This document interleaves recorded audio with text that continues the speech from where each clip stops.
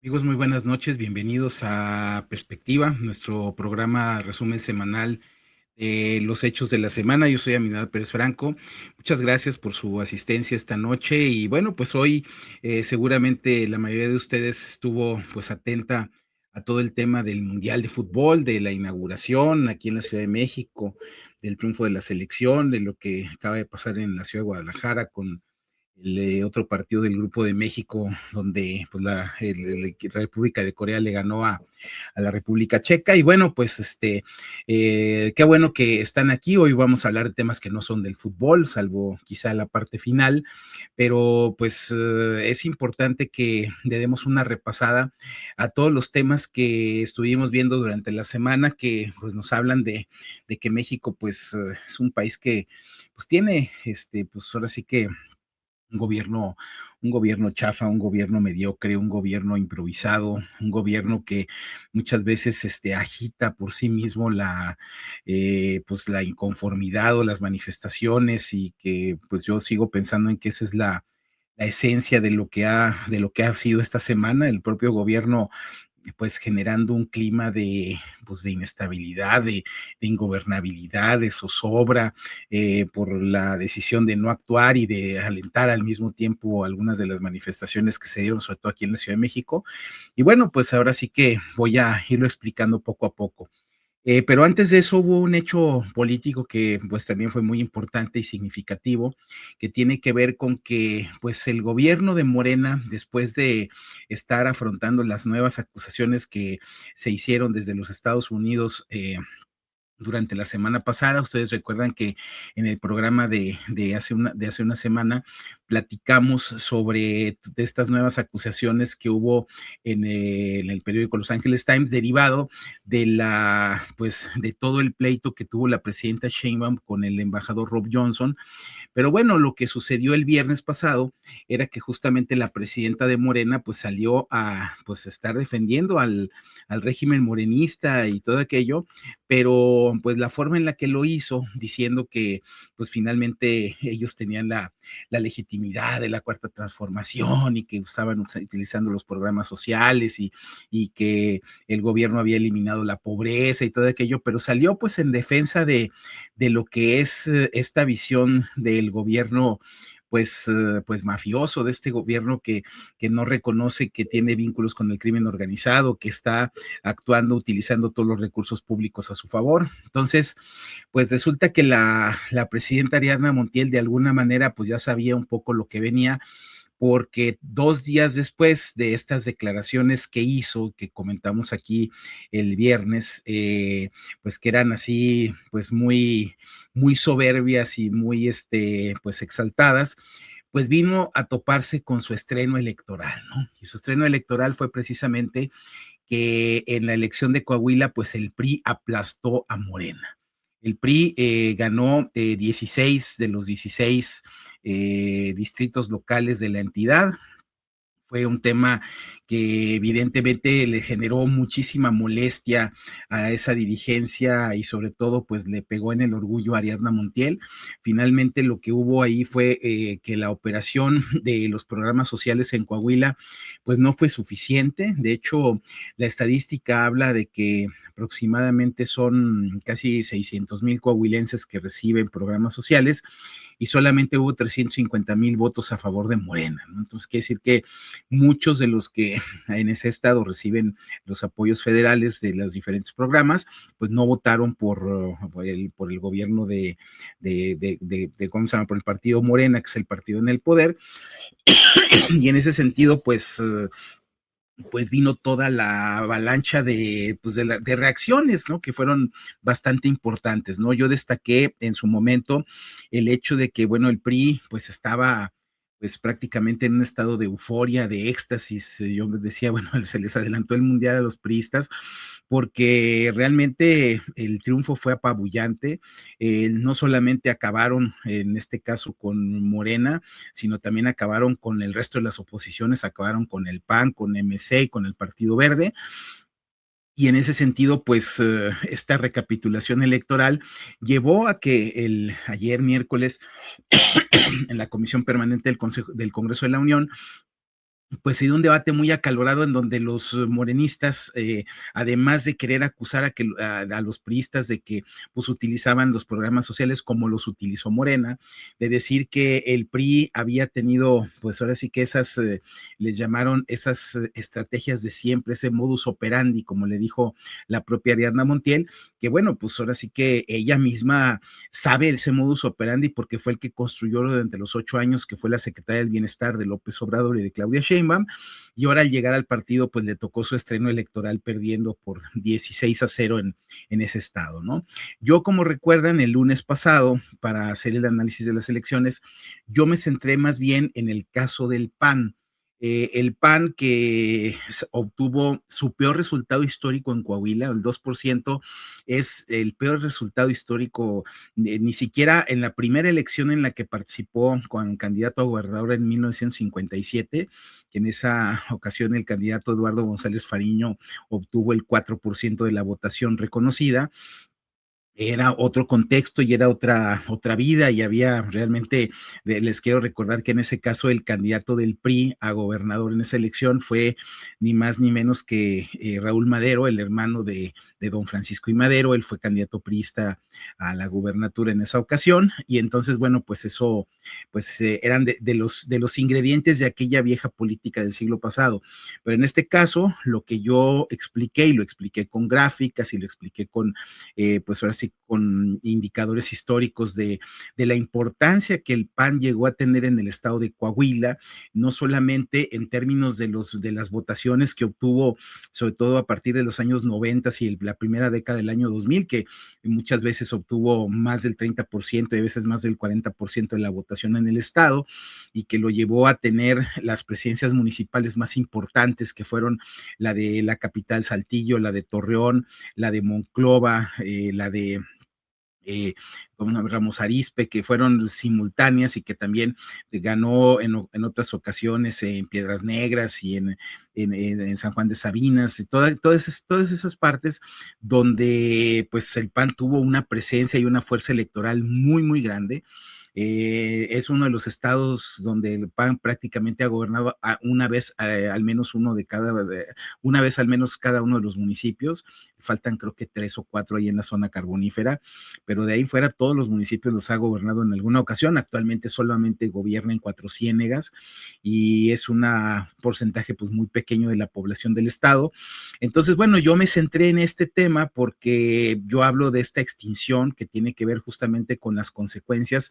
de lo que ha sido todo el deterioro institucional del PAN, que tiene que ver con que a consecuencia de todo lo que ha sido los controles, primero el que estableció en su momento Felipe Calderón para manejar al partido desde Los Pinos cuando era presidente de la República, y que hizo la reforma estatutaria donde se eliminó la elección de candidatos mediante el voto de los militantes y que se establecieron las designaciones que cada vez han sido pues más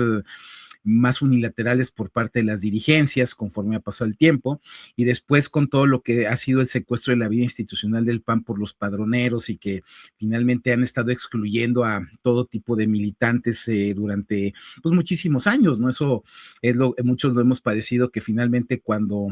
tú dejas de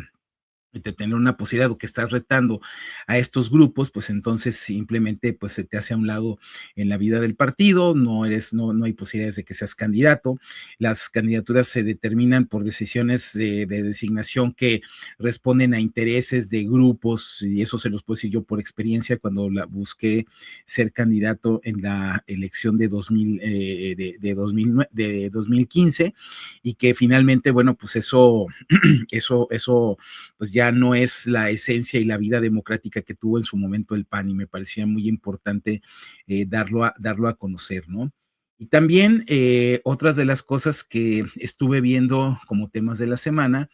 tenía que ver justamente con esta situación de, pues, lo que se venía dando en la víspera en la Ciudad de México a partir del martes, cuando pues la Coordinadora Nacional de Trabajadores de la Educación, que había estado haciendo protestas supuestamente para exigir un pliego petitorio que incluía la derogación de la ley del ISSSTE y que querían un aumento salarial más grande y que finalmente ya con las presiones que lograron, al parecer les concedieron que puedan estar vendiendo plazas magisteriales, a volver a épocas no solamente muy antiguas de hace 50 o 60 años cuando eso estaba establecido en las leyes, sino que además muy retrógradas, muy arcaicas, muy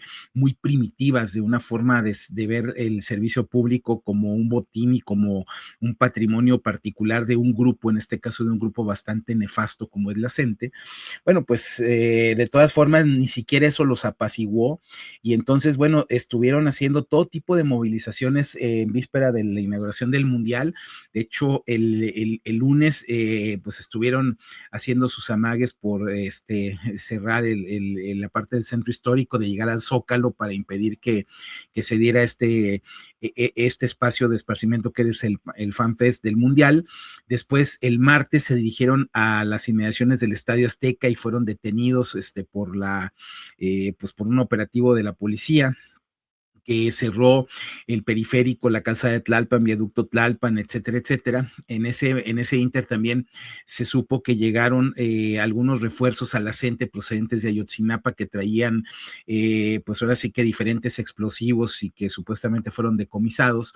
Y también el hecho de que ayer miércoles se desplazaron hacia la zona del Aeropuerto Internacional de la Ciudad de México para, pues obviamente, generar el caos y estar pues amenazando que con su consigna esta última radical que era no va a haber mundial. Y bueno, pues lo que vimos el día de hoy, pues claro que hubo mundial y claro que todas las cosas pasaron realmente como nosotros lo habíamos previsto en los programas, sin mayor novedad y sin mayor problema. Y entonces, bueno, pues esto lo que hizo fue que pues este clima que yo insisto en que el propio gobierno lo provocó, que el propio gobierno fue el que estuvo pues azuzando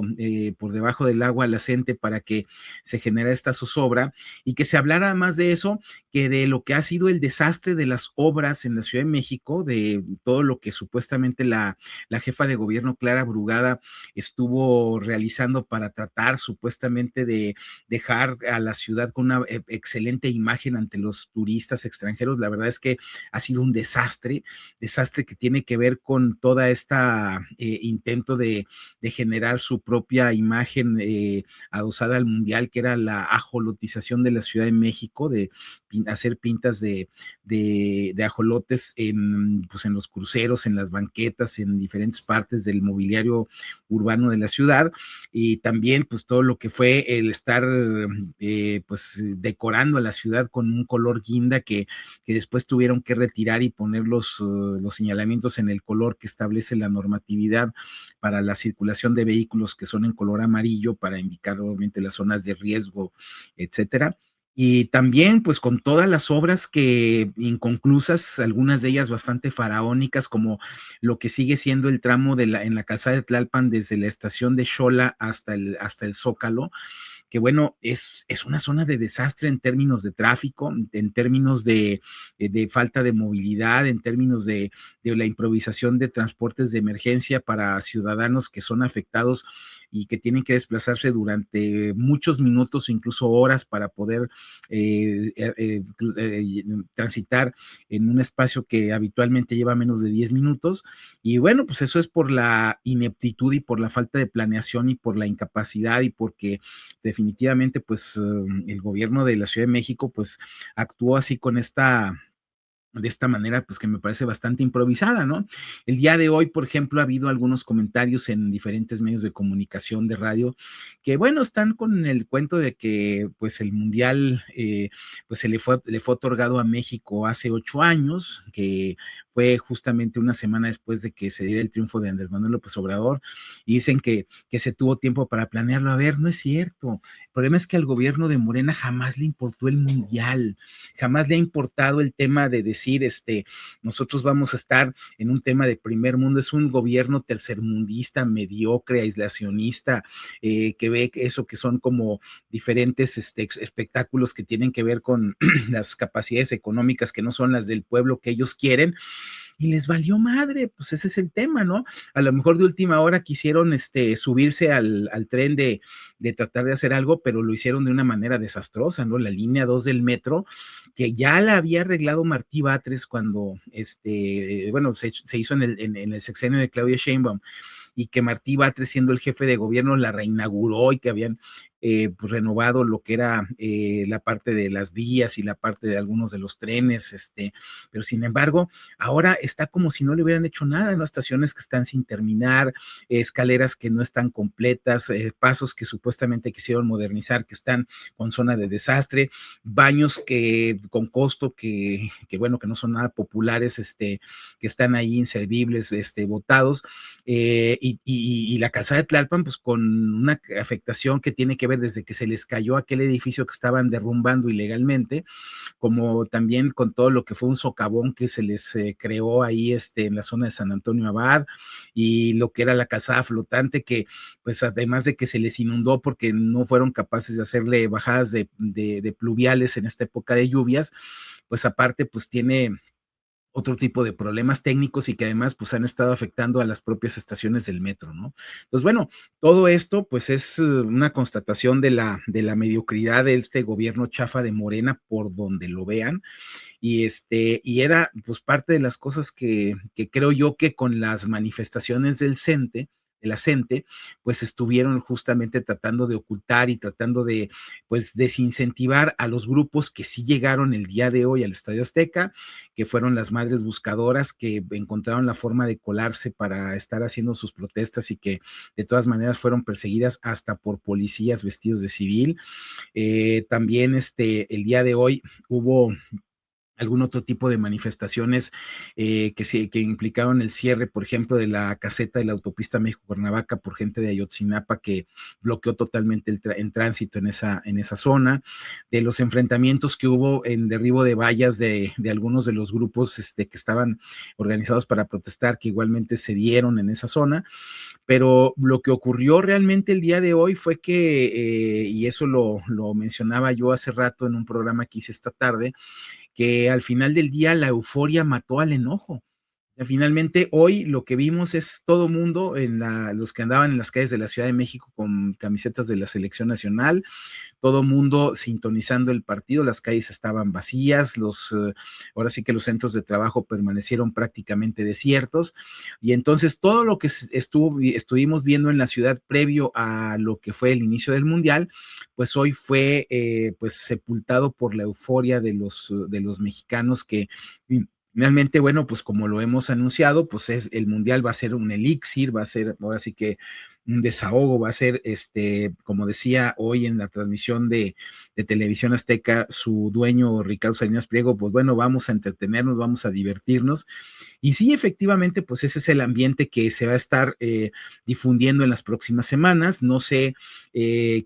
vaya a ocurrir políticamente. Yo tengo la impresión de que habrá una disminución de la tensión en los temas políticos, sobre todo lo que tiene que ver con la agenda internacional, lo que tiene que ver con lo que es los problemas que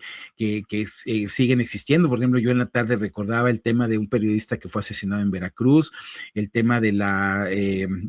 periodista Roxana Guzmán, que no ha aparecido todavía, el tema de la diputada de Sinaloa, Paola Gárate, que bueno, pues ya recibió una corona de muerte en su casa, que pues es una amenaza de muerte directa por parte del cártel de Sinaloa por las declaraciones que le hizo Anabel Hernández.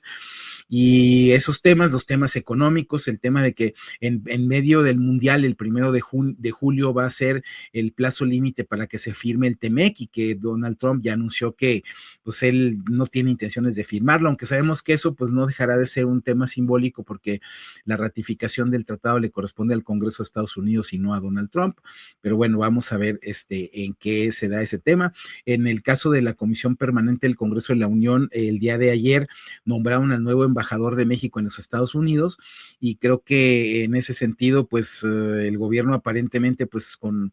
este timing maravilloso que tiene, estás en medio de la negociación y entonces es cuando estás cambiando a tu personal, ¿no? Entonces, bueno, pues habrá que ver si era el momento más adecuado para que hagan eso. Pero bueno, en el caso de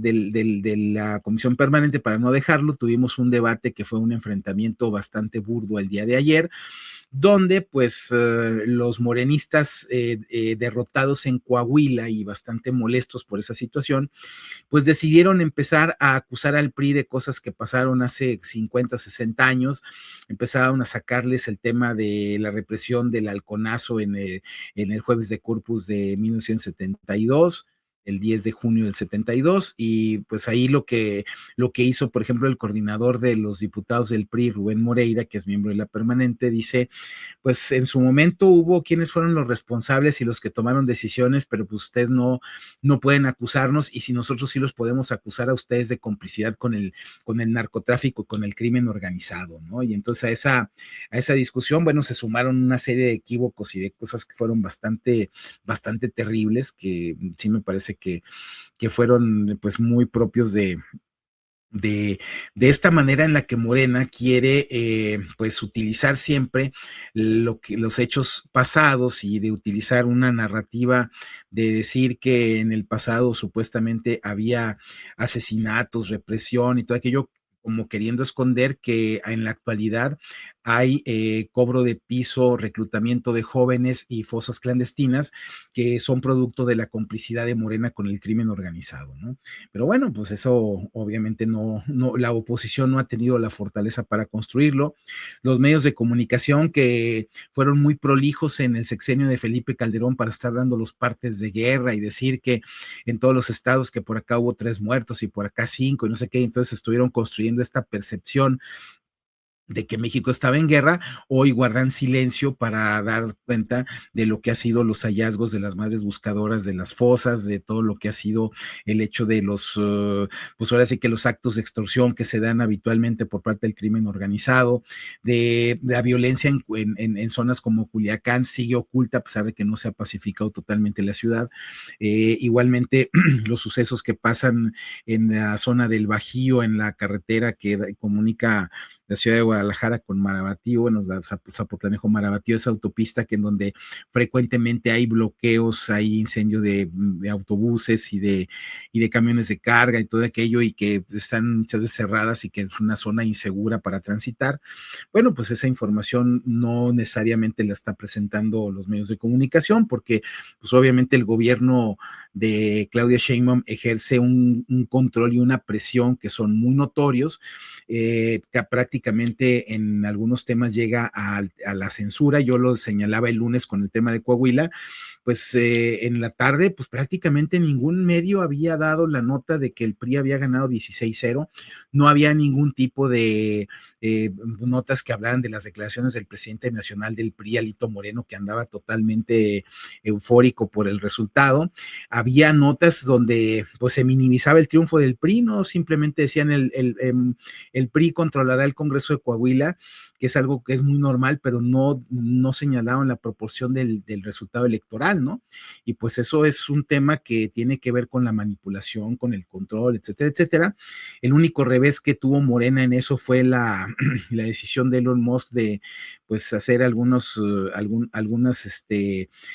cancelaciones de los, ahora sí que de los perfiles falsos en su cuenta de ex y que bueno, trajeron que pues hubiera un colapso pues que se ha notado mucho en esta semana en todo lo que es la operación de las granjas de robots que vienen a meterse a los programas. Nosotros prácticamente durante esta semana, ni en Política Ciudadana, ni en Cena de Grillos en RIT TV, ni en el canal de Octavio Ayer, ni aquí en mi canal, hemos estado con los flujos habituales de la impugnación digital que el gobierno hace para tratar de pues desacreditar a los canales, que ya saben ustedes que los comentarios negativos, pues obviamente los robots digitales no tienen, de YouTube, no tienen la capacidad de darse cuenta que esos son opiniones negativas falsas y construidas con la intención de frenar el desarrollo de los canales, y que evidentemente pues ellos las usan para tratar de limitar nuestro crecimiento, ¿no? Que es una cosa pues bastante terrible, ¿no? Y no me estoy victimizando, no soy como ellos, simplemente digo que su estrategia pues sí es de censura, sí es de control, sí es de estar saboteando otras cosas, lo cual a mí me tiene sin cuidado, pero no dejo de decirlo porque ustedes, si creen ustedes que esta es una posibilidad limpia, una competencia limpia para emitir opiniones críticas al gobierno, pues evidentemente no lo es, ni siquiera en este tipo de espacios, y mucho menos en lo que son los medios de comunicación, que como empresas que hacen negocio, sobre todo con la mañanera, pues están sujetas y obligadas a que tengan este tipo de relaciones con el gobierno, ¿no? Pues esos son los temas, amigos, que vi con ustedes esta semana. Hay algunos temas que pues también vamos a ver cómo se van a seguir desarrollando. El tema económico que tiene que ver con la reactivación de la guerra entre Estados Unidos e Irán en el Medio Oriente es un tema que puede tener afectaciones. Los temas de que, bueno, Donald Trump sí tomó 2 medidas que afectan seriamente a México. El lunes les comentaba esta orden, bueno, son 3 de hecho. La orden primero que tenía que ver con que se estuvieran revisando cuáles eran los documentos de identidad mediante los cuales los mexicanos están mandando remesas para México como una medida para control del narcotráfico, a través de ver, sobre todo, empezar a checar la identidad a través de las matrículas consulares. Otro tema tenía que ver con la orden ejecutiva que dio para que las empresas de Estados Unidos estuvieran señalando y delatando a los trabajadores que no tenían papeles en regla. Es una forma de que los está prácticamente obligándolos a que delaten a los indocumentados, lo cual afecta directamente a muchos paisanos nuestros por allá. Y también el tema en donde dijo que eso pasó de noche, esa nota, donde dice, bueno, pues nosotros ya logramos detener el flujo de drogas por el mar y ahora lo vamos a hacer por tierra, como diciendo, así como hemos estado atacando las lanchas que andan en el Océano Pacífico trayendo droga, pues ahora lo vamos a hacer por tierra, y esa tierra es el territorio mexicano, ¿no? Y eso está muy guardadito, muy calladito, eso no está en los medios.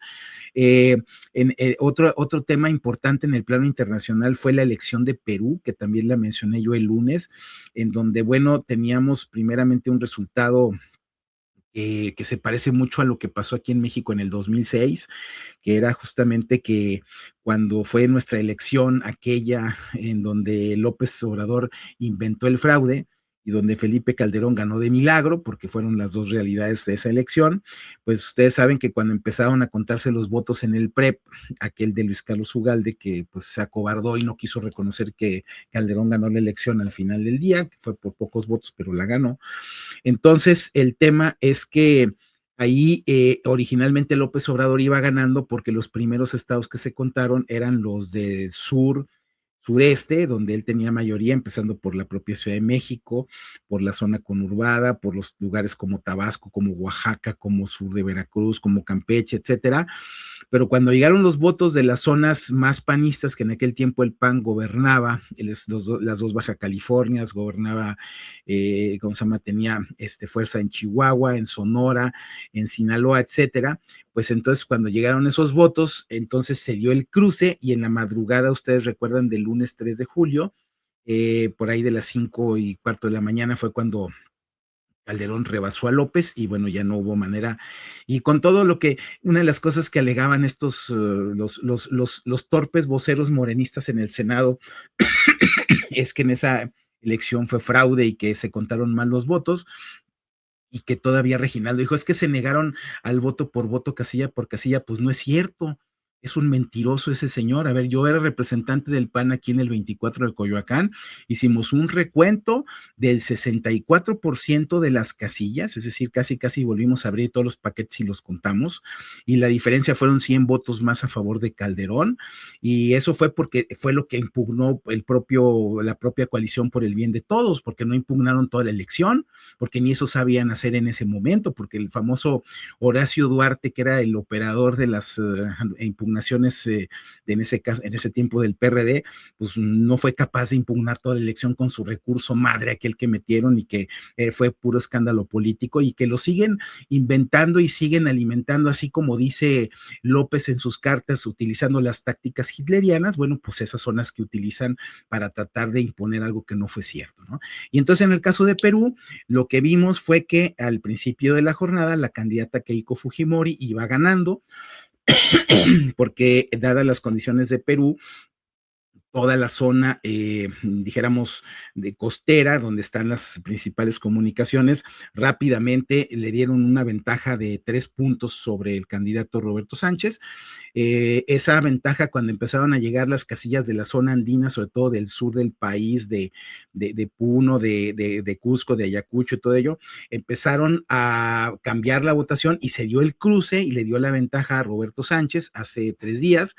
Sin embargo, en las últimas horas, a partir de anoche, prácticamente cuando estábamos haciendo la disidencia, que se contaron los votos de los peruanos residentes en el extranjero, entonces se volvió a poner en ventaja Keiko Fujimori. De hecho, hace rato que revisé el conteo directamente del organismo electoral de Perú, tiene imagínense, el 50.003